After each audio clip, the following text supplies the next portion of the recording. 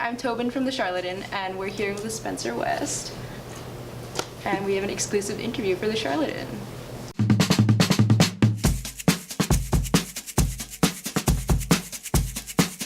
So you've mentioned that your 2008 trip to Kenya really marked your involvement with WE. Mm-hmm. So what kind of inspired you to embark on that trip? Yeah, for me, leading up to that trip, I was working in corporate America and really not liking the direction of where my life had gone. I wasn't doing the things that I'd studied to do. And it was a friend of mine who I'd met in university, who'd been partnering with WE, building schools in his son's name, who had passed away, that called and was like, listen, we're going to Kenya again. We would love for you to come. I know that you're kind of struggling with where you are, and maybe this will help, and if not, it's just a cool adventure that you have. And that trip in general sort of just changed the entire course of where I thought my life was going. And that's when I applied for a job at WE and ended up moving. Although, Canada is just to the north of the United States, you are a different country.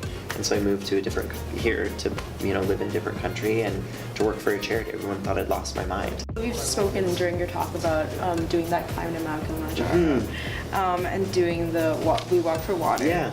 And so those are amazing and definitely challenging feats. So what kind of keeps you going during those times of difficulty?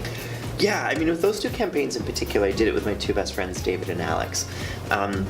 Because there's a couple things that are really important to me. Friends and family for me are the number one thing on my list. And so I wanted to be able to spend time with my friends because my job doesn't always let me do that.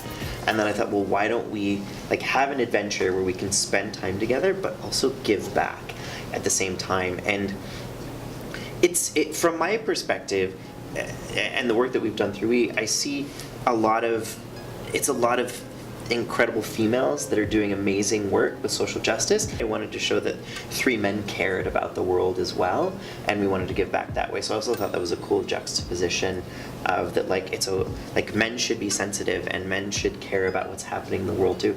So speaking of overcoming these kinds of boundaries and these things that society has created, you posted your coming out video last year. I did. It's amazing. Yeah, thank you for noticing. That's so nice. Yeah. We've mentioned it in another video, but we're gonna go for it today. And that is my coming out story.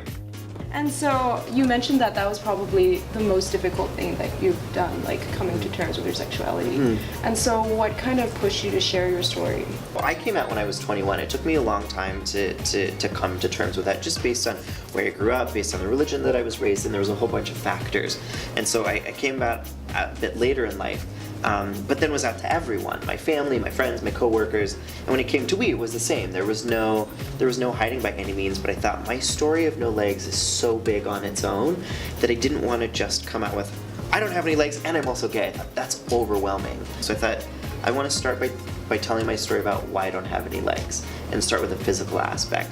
And then recently I wanted to tell my coming out story to then start addressing that piece, because it's really important to me that I'm another visible person in the community. What kind of advice do you have for students or youth who want to create positive change in their community or want to work with the communities that they identify with to bring awareness to them?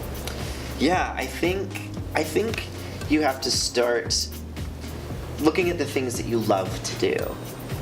So for me, I love storytelling, and so that's sort of what I did. I took this love of storytelling and took my story and then paired it with this organization, WE, that allows me to make a difference while doing something that I genuinely love to do.